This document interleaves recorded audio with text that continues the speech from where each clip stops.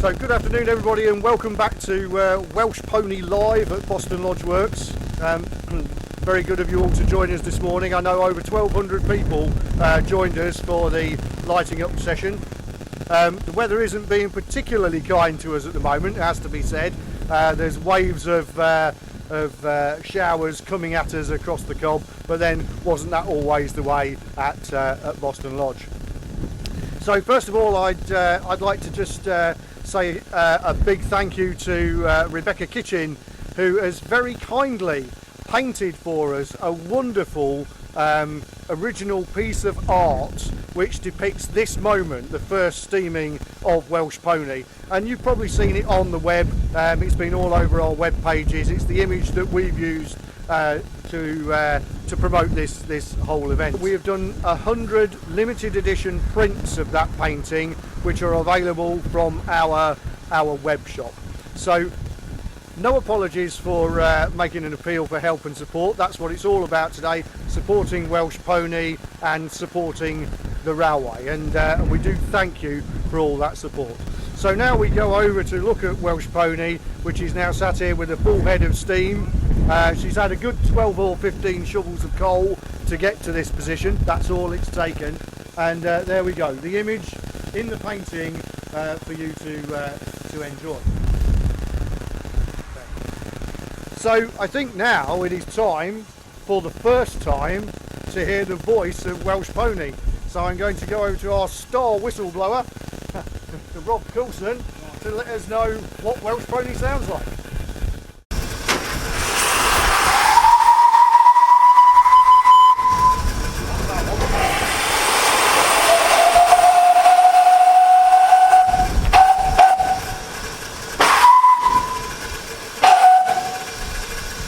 Quite a low one, better. Yeah.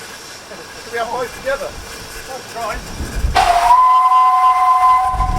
And again. 4, 4, 4.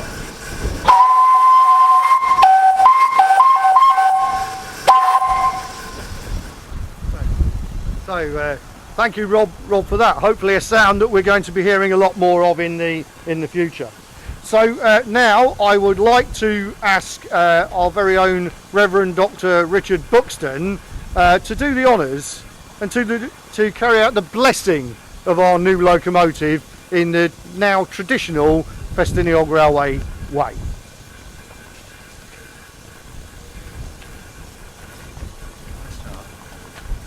This is a joyous celebration, a beacon of hope in a dark time, that when our railway is shut,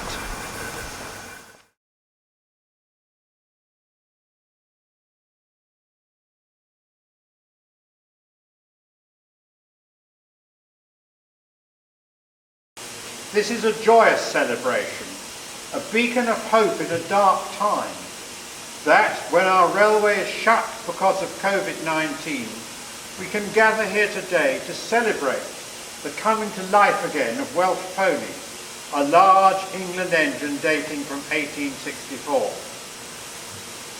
It was last steamed in 1940, 80 years ago, when I was but an infant mewling in my cot. And now you have asked me, 80 years later, in my old age, to bless it as it is resurrected to a new life, serving the railway and its community, and this I am very happy to do. And we dedicate it in part in memory of the late Aaron Garraway, who was fond of this engine and who regarded its restoration as unfinished business, and who contributed the first contribution to the funding for its restoration. Well, Alan, we have today finished your business. So we give thanks for those who designed it and built it in the first place, for those who rebuilt it in the 1890s, and for all who maintained it and used it throughout its days of service with the old company. We're also very thankful that they did not actually scrap it, but that it survived. We remember too its time on a plinth in Harbour Station car park, and for all those who enjoyed playing on it while it was there, including, I am informed, a young Ian Wilkinson. We give thanks for all those who in recent years have undertaken its major restoration and rebuilding to achieve what we see here today, as it steams for the first time in 80 years. And we give thanks for all those who will continue to maintain it in this condition for years to come. And we look forward to seeing its hauling trains full of happy passengers, we hope in the not too distant future.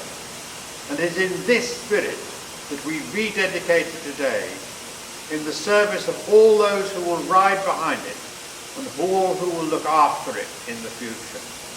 Let us pray. All sovereign God, as we give you thanks for the combination of raw materials from the earth and the human skills that have enabled the making and restoration of this engine, Welsh Pony, Merlin Gymraeg, so we now bless it in the service of this railway. Grant to all who have been involved in his restoration, to all who have contributed towards its cost, and to all who will travel behind him, the satisfaction of a job well done and the joy in this achievement.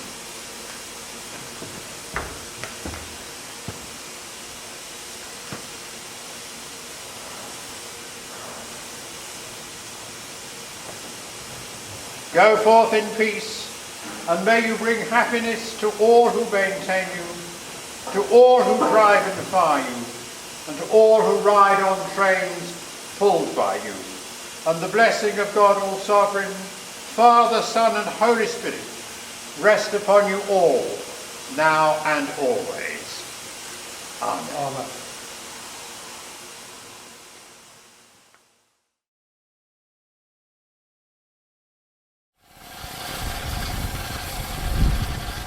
Okay, so that was Welsh Pony having its own voice heard. Thank you very much to the Reverend Dr. Richard Buxton for that blessing, which we really appreciate, and it was very kind of Welsh Pony to join in too. As you can see, we now have the fireman's side injector on.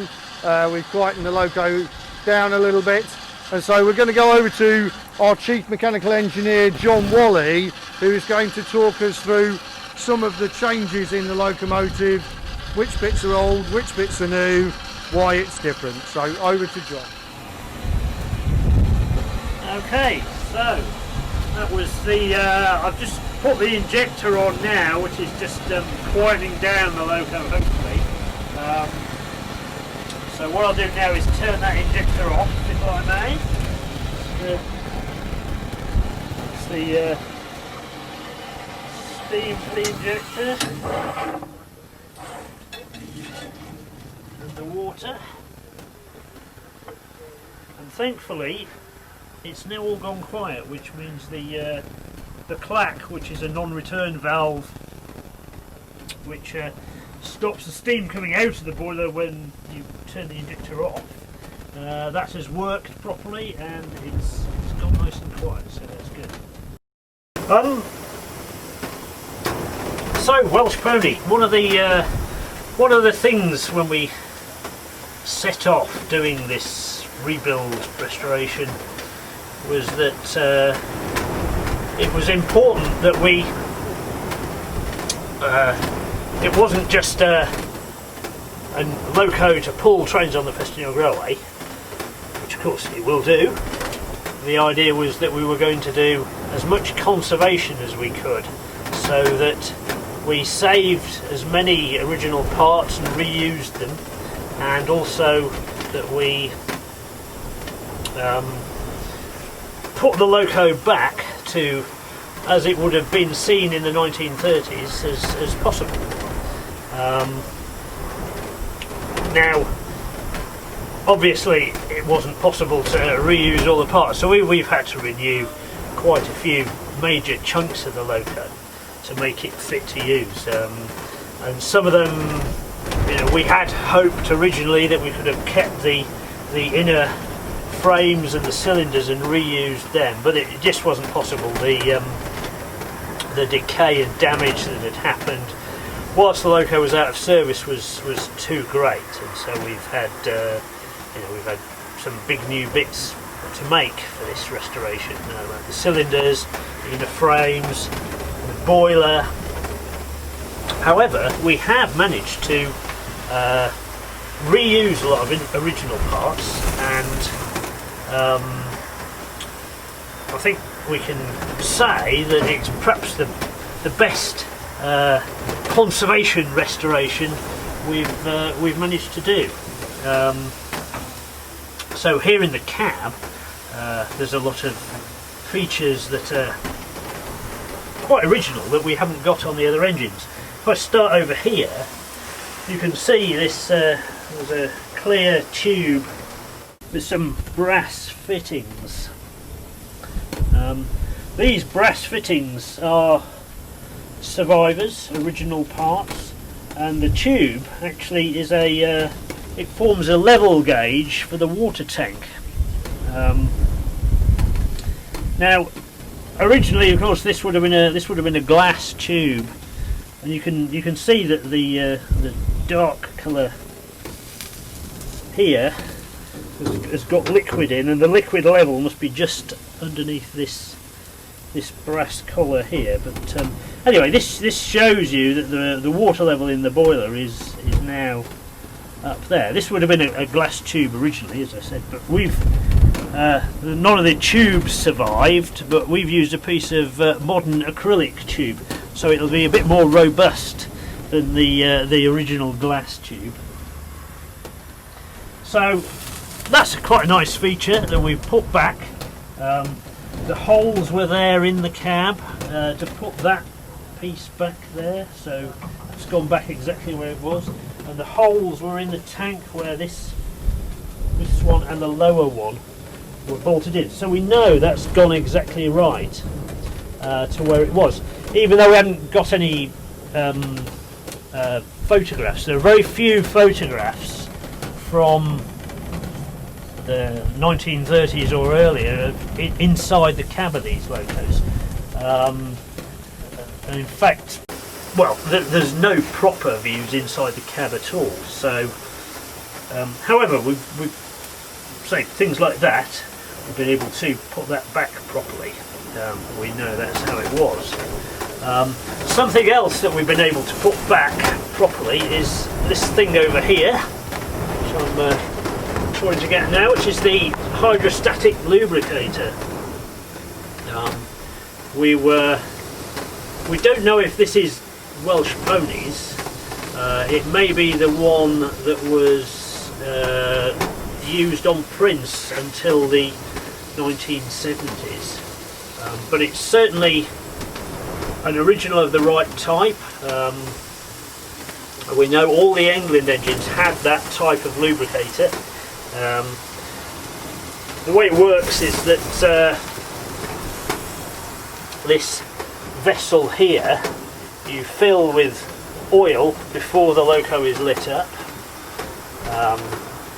Then when you've got steam, a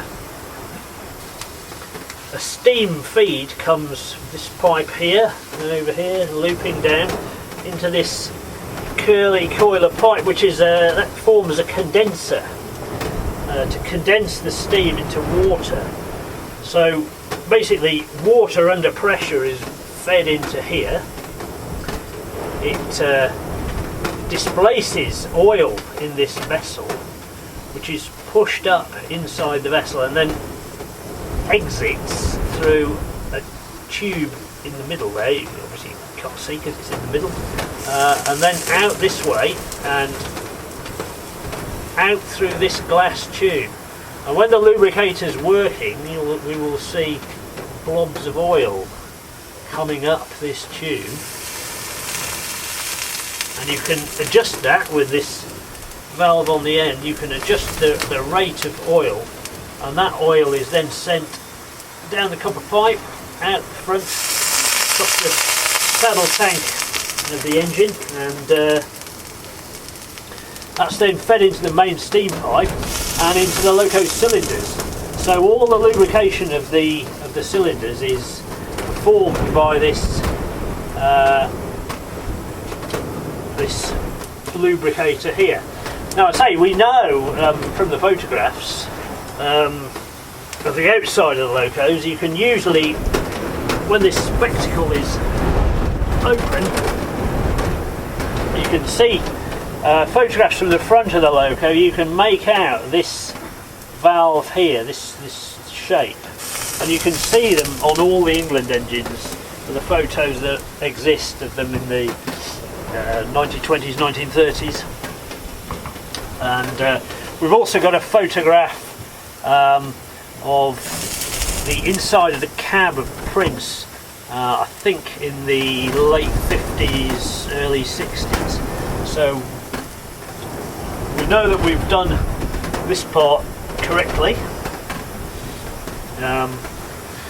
Some of the other things that we've got in the cab, we've managed to find a pressure gauge, which is not an original. However, it's labelled up Daniel Adamson and Company Duckenfield in Manchester.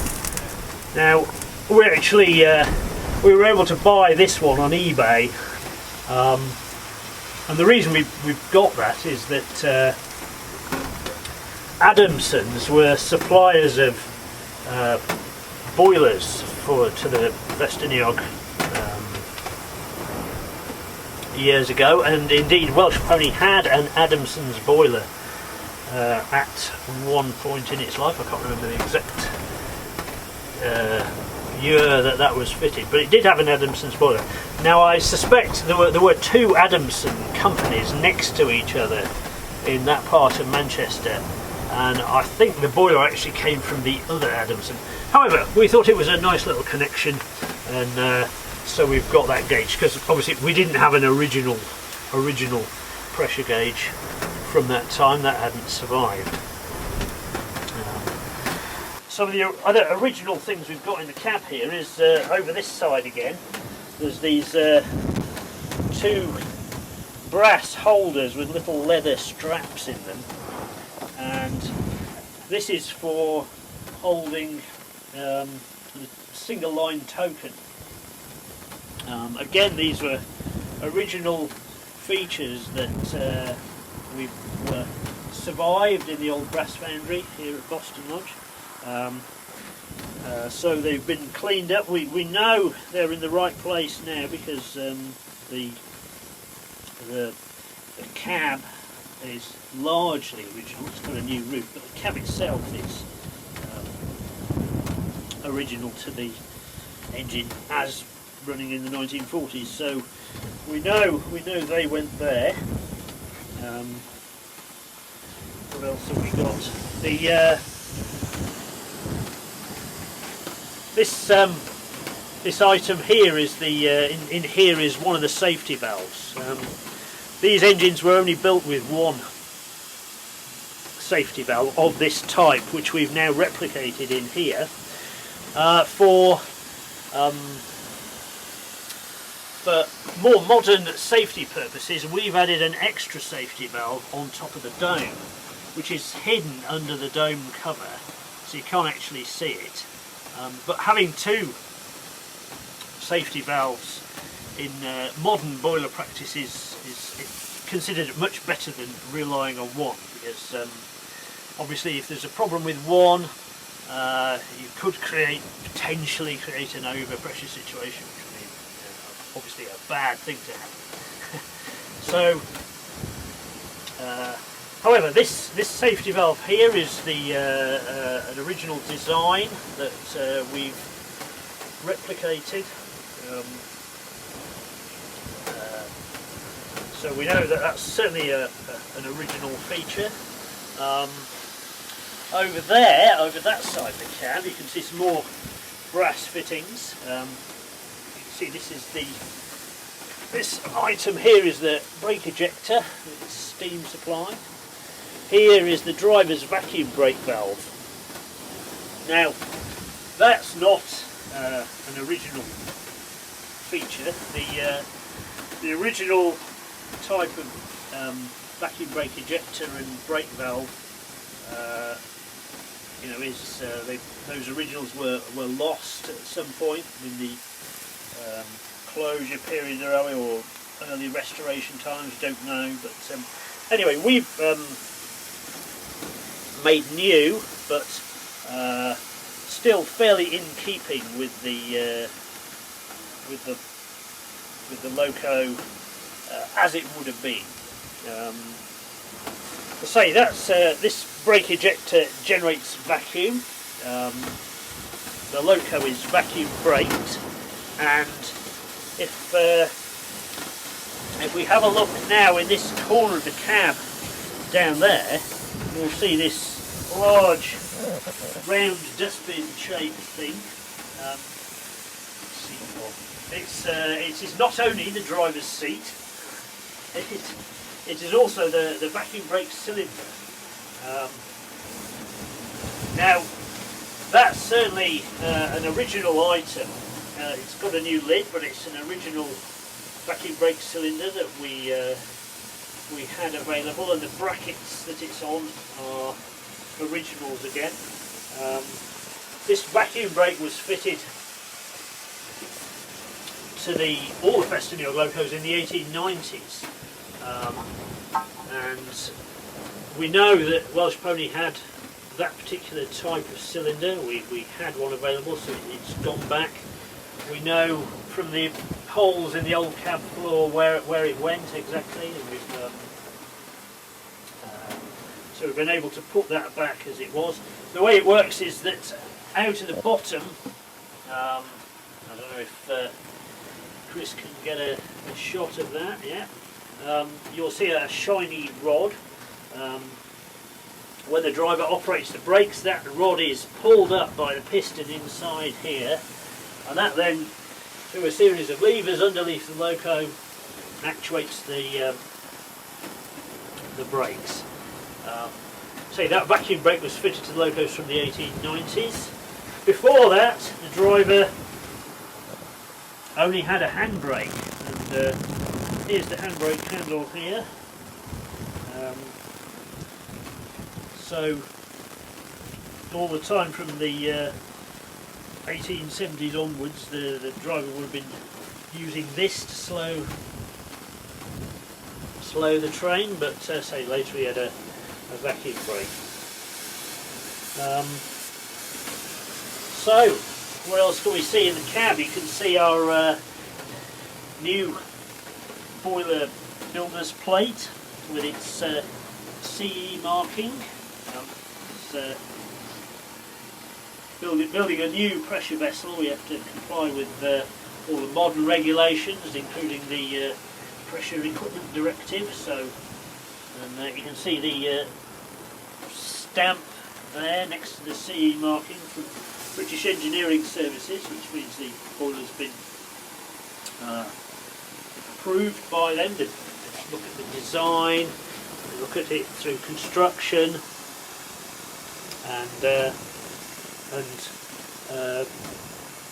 into operation, and they will carry on examining this boiler on an annual basis now, as it's now on the list of approved pressure vessels that we have. What else have we got? Over on this side of the cab again, we've got the driver's reverser. That's an original feature that was still on the loco. So basically, this is the item that operates the valve here. It controls the direction the loco goes in. Push it forward, which I can't do at the moment because it's a bit stiff, but I don't want to lean over into the camera.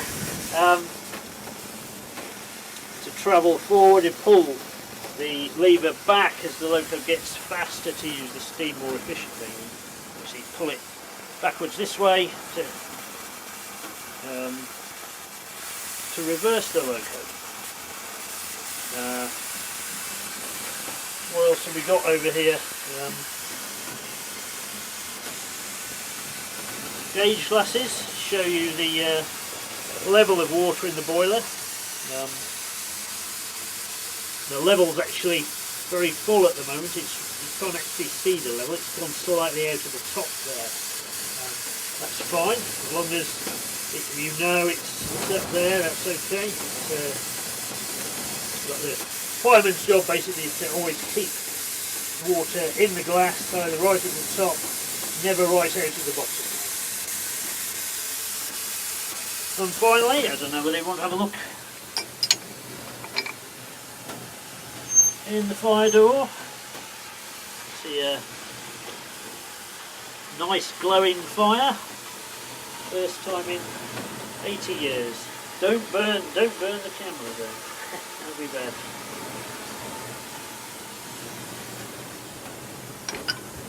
Right, well, probably had enough of me going on now then. I don't know if we don't want to go back to Paul. Head outside.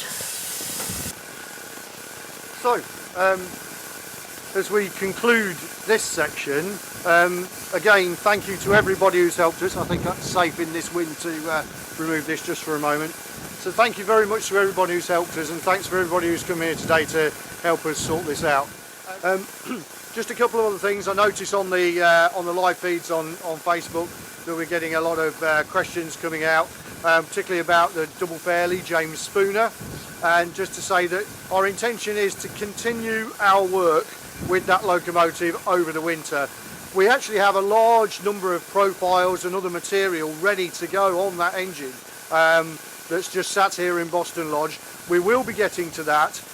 We have a very limited resource at the moment, so we've got just a few team members able to work here, and we're working through a number of different different engineering projects. So now that Welsh Pony is in traffic, or is about to be in traffic, we know that Palmerston has got problems with its axle boxes, and so that will be coming in next week, and we're going to lift it off the axle boxes so that we can remachine them, refettle them, and so that we can get that engine in good order for the autumn as well. Why? Well, of course, I think we'd all like to see Prince, Palmerston and Welsh Pony all working together, so we're going to try and have a go at that. So bear with us, we will be progressing with the other engines, but just as time permits. The other question that we're tending to hear a lot of is about train services, when we may be starting again. I'd just remind all our members, many of you are over at the border in England, that the situation in Wales is different to that in England. We are very firmly locked down at the moment, and it looks like it'll be several weeks before there's any great easing in Wales. So we think that it may be possible on the 13th of July for people to come and use accommodation in Wales, but it does depend on the COVID situation, and we know the government are monitoring that, so it's a planned date but it's not a certain date. In terms of our train services, we will only plan to operate COVID secure train services when we're ready to do so and when we can do so safely. That will probably be at the earliest a couple of weeks after the accommodation is open. However, that's just an estimate, and we're all waiting to see what actually happens, and the board of course has to consider this carefully and make sure we can work safely, both for the visitors and for the staff. So I'm afraid we have to wait just a little bit longer to hear about that. So I think that is us pretty much complete for this section. No, sorry, what else was it? Oh, you want to hear the whistle again? Okay, well in that case I will do the honours and do that. What I would like to say is that please do join us again at 4 o'clock when we hope to bring some further, more impressive footage of more action with Welsh Pony. Please continue to help us. I know we're always asking for your support. We really do need it. Please remember that there's the original painting that's available on eBay. There are limited prints that's available in the Fest shop online. There's mugs and so on. And if nothing else, if you could just give us a small donation via our main website, we would be so grateful. Thank you. Time to blow a whistle, I think.